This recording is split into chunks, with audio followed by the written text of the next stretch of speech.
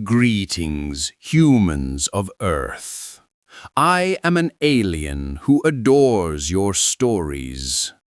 Each night I share one with you, so your mind drifts gently into dreams.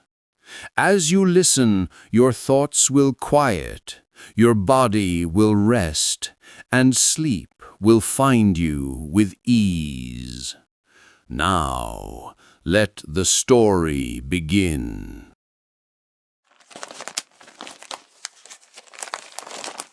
The highway stretched out like a black ribbon beneath a restless sky. Tom Weaver, a seasoned trucker with 20 years behind the wheel, tightened his grip on the steering wheel as the first drops of rain slapped against his windshield. His 18-wheeler rumbled steadily along Route 66, carrying a load of packaged produce bound for St. Louis. Normally, he enjoyed the quiet hum of night drives, the steady rhythm of tires on asphalt, and the comfort of knowing America's open roads were his second home. But tonight felt different. The air was heavy, thick with an unease that made his neck prickle. The rain wasn't the gentle, soothing kind he often found comforting. It came in sudden, lashing bursts, driven by winds that seemed too fierce, too wild for the season. Lightning split the horizon in jagged white scars. Each flash revealed rolling fields bending under the storm, trees bowing low as though some unseen force pressed upon them. Tom reached forward and turned up the volume of the old CB radio mounted on his dash. Static filled the cab, then faded into silence. Strange. Usually, he'd hear the chatter of other truckers, weather alerts, or even local stations fading in and out. But tonight, nothing but a low hiss of white noise. "Storm must have knocked something out," he muttered, more to himself than anyone else. His headlights sliced through the darkness, but visibility was dropping fast. Sheets of rain poured across the highway, blurring the reflective lines and swallowing the world ahead. He slowed the rig, heart thumping a little harder. Storms were nothing new to him. He'd seen his share across the Midwest, but something about this one felt unnatural. Then he saw it. A figure, small, standing at the side of the road, illuminated briefly by a flash of lightning. Tom's breath caught. Out here? In the middle of nowhere? During a storm like this? He eased the truck to the shoulder, engine groaning, and peered through the rain. She was still there. A girl. No, not quite a child, but not fully grown either. Her hair clung wet to her face, and she wore what looked like a simple white dress, now plastered against her by the storm. She didn't look afraid. If anything, she looked as though she had been waiting. Tom rolled down his window a crack. Cold rain blew in. "You okay?" he called out. The girl lifted her head slowly. Her eyes glimmered, reflecting the lightning. When she spoke, her voice was soft, almost carried on the wind itself. "You shouldn't be out here, mister. The storm, it's not just weather." A chill slid down Tom's spine.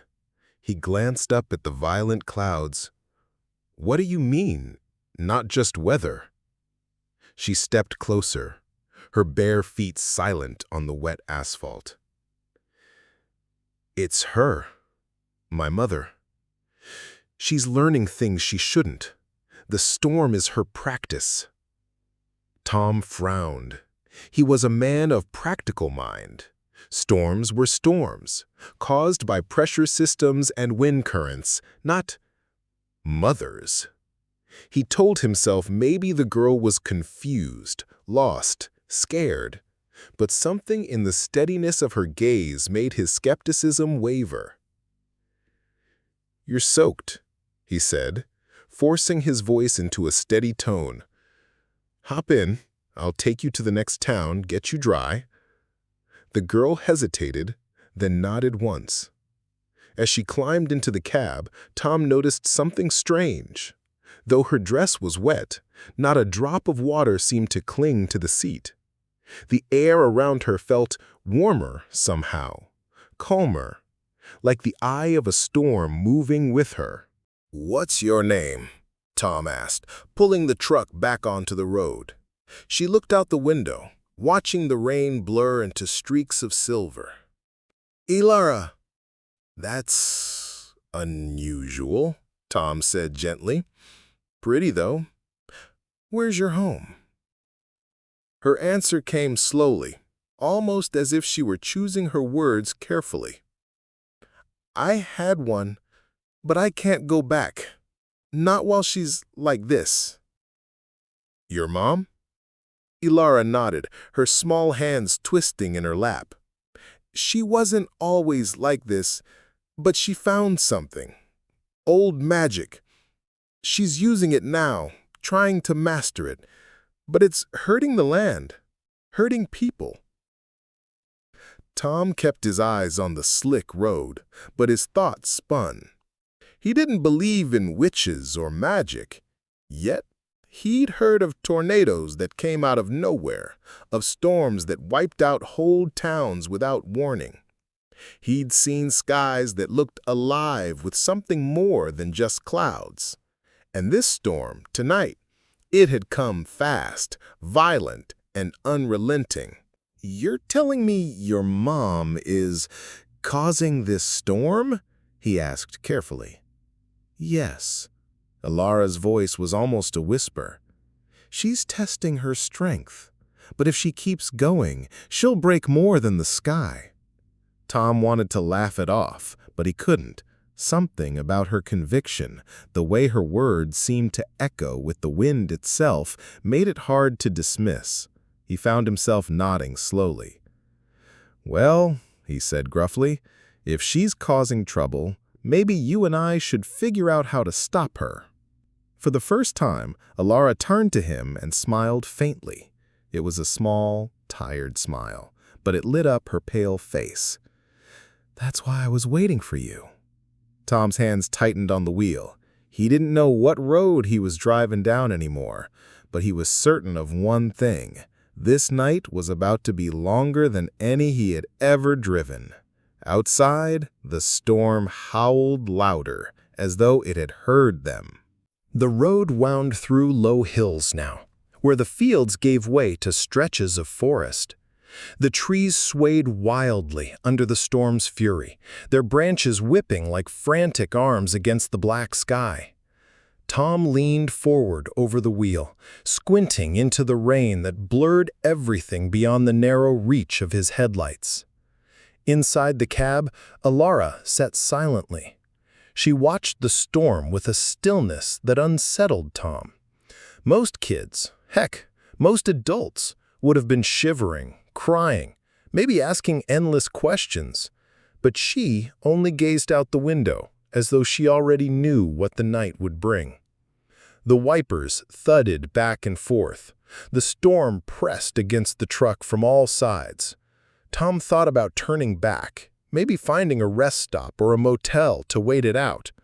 But something about Ilara's presence kept him moving forward. "You said your mom's practicing," he said finally, his voice low, as though the storm itself might overhear. "What kind of practice are we talking about?" Ilara's fingers tapped lightly against her knees. "She's learning black magic, the old kind. She's not just calling the wind, she's binding it. She can shape it, control it. But every time she does, it takes more from her, and it takes more from the land." Tom glanced at her. Her words didn't sound like those of a child. They carried weight, as though they were carved from truth. He shifted uncomfortably in his seat. "Magic, huh? That's a tall order. I'm a trucker, kid. I deal in highways and deadlines, not spells. Alara turned to him then, her pale face lit by the faint green glow of the dashboard. Then explain what you see. Tom frowned. What I see? She lifted a hand, pointed toward the windshield. The lightning struck again, and in that blinding flash, Tom saw shapes in the storm. Not just clouds, not just trees bending under the wind, but faces. Huge, distorted faces, mouths wide open, screaming in silence, eyes rolling in the clouds like pale lanterns. For a split second, he thought the storm itself was alive, an endless army of spirits swirling above, bound to the wind. The flash faded. Darkness swallowed the vision. Only rain remained. Tom's hands shook on the wheel. What in God's name? She's pulling them out, Alara whispered. Old shadows, the kind that were buried long ago. They answer her now. They make the storm strong. Tom's throat was dry. He forced his eyes back on the road, but his mind replayed those faces, the mouths gaping as though trapped in eternal cries. He swallowed hard. You're saying those things out there are real? They're real enough, Alara said softly, and if she keeps going, they'll break free from the sky. They'll walk. The thought made Tom's stomach twist. He'd seen plenty of strange things on long hauls, lonely hitchhikers who vanished after a mile, ghost towns where the windows seemed to watch him, even a man once who claimed he had outrun a tornado that followed him like a hunter. But this was different. The truck jolted suddenly, dragging him back to the moment. He gritted his teeth, wrestling the wheel as the rig slid across the rain-slick asphalt. For a terrifying second, he thought the wind would flip them over. Then, just as suddenly, the pressure eased, as though an unseen hand had released them. Alara sat unmoving, her eyes fixed on the storm. She knows you're here now, she said quietly. What do you mean, she knows? Alara finally looked at him again. Her eyes were steady, too steady. You picked me up. That means you're part of this. She'll send her shadows to test you. As if on cue, the headlights flickered, the radio crackled. Then the road ahead was no longer empty. A man stood in the middle of the lane. Tom swore and slammed the brakes. The rig screeched, tires fighting the water, his heart pounding against his ribs. The headlights illuminated the man fully now. Tall, broad-shouldered, wearing an old raincoat that hung heavy with water. His face was pale, his eyes blank, his mouth twisted in a grimace. But what froze Tom's blood wasn't the man's expression. It was the way the rain fell through him. He wasn't solid. He was a shadow, given just enough shape to stand. The man raised an arm slowly, pointing directly at the truck. Then he stepped forward. Stay in your seat, Tom barked to Alara, though his own voice shook. He shifted gears, pressing the accelerator. The truck roared forward, barreling down on the shadowy figure. And then he was gone. The man dissolved into mist, vanishing as though he had never existed. Tom's breath came ragged. His knuckles were white on the wheel. What the hell was that? Ilara's voice was calm. Too calm. A test. Just the beginning. Tom stared at her. You knew that was going to happen? She gave no answer, only looked back out into the storm. For miles they drove in silence, the road stretching endlessly, the storm never letting up. Tom's thoughts spun like the wheels beneath him. He didn't believe in witches. He didn't believe in magic. But what he saw, that shadow, that storm filled with faces, there was no easy explanation. Finally, he asked, "Why me? Why were you waiting for me?" Lara's hands tightened on her lap. She hesitated before answering. "Because you've been on the road long enough to know there are things out here you can't explain. And because—" She paused, her voice softening. "Because you're not afraid to face them." Tom let out a humorless laugh. "Not afraid? Kid, I'm terrified." But still, he kept driving, and the storm kept following.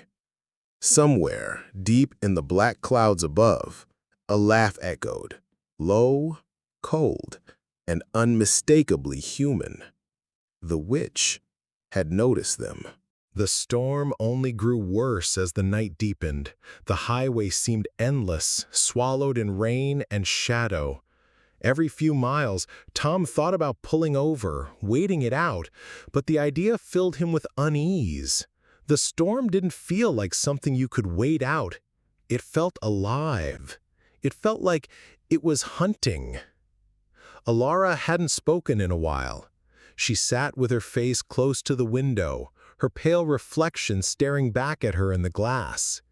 Each flash of lightning lit her eyes with a strange glimmer, as if the storm outside lived inside her too. Tom cleared his throat. "If this witch, your mom, knows where we are, why keep driving straight into it?" Alara turned her head slightly, her voice calm. "Because the storm will always find us. The only way out is through the heart." "The heart?" Tom repeated. "You mean there's a center to all this?" Alara nodded. "Every storm she creates has one. It's where she stands, where her power is strongest."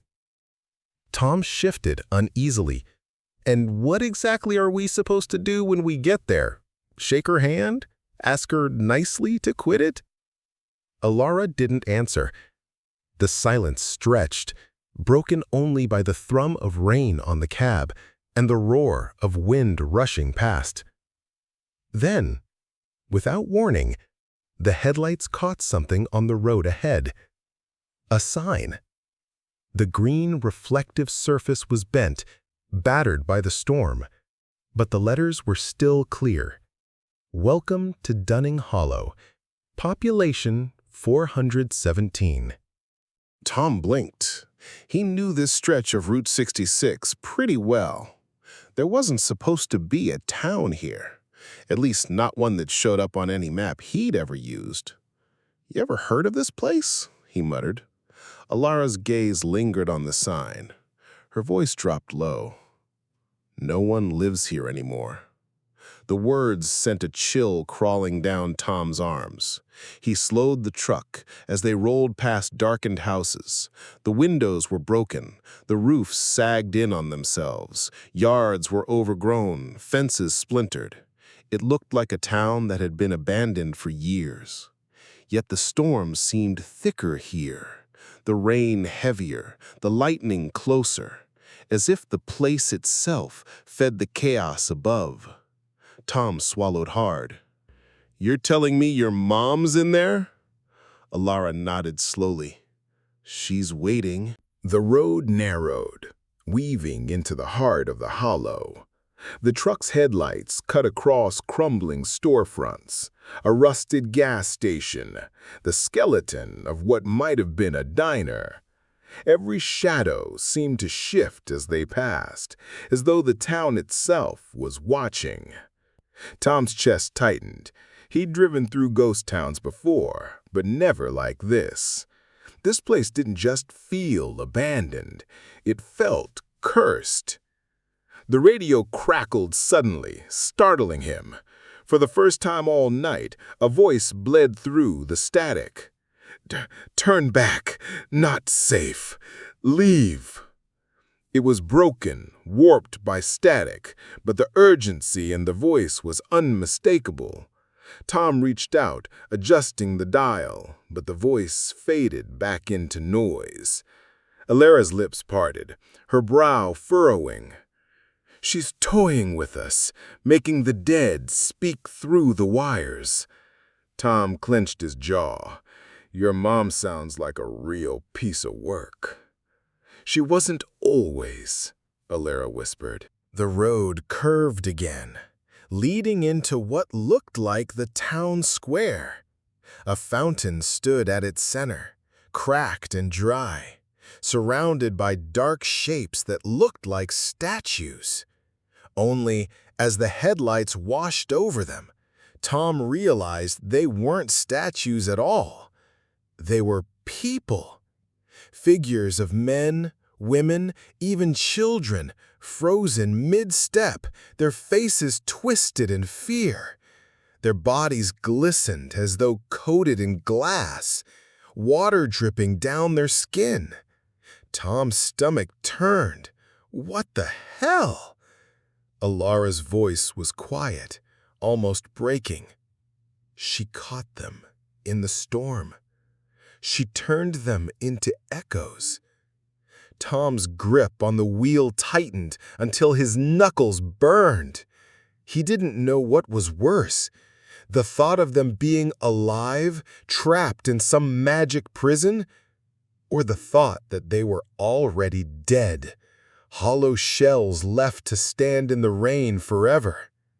The storm howled above, circling, pressing down on the hollow.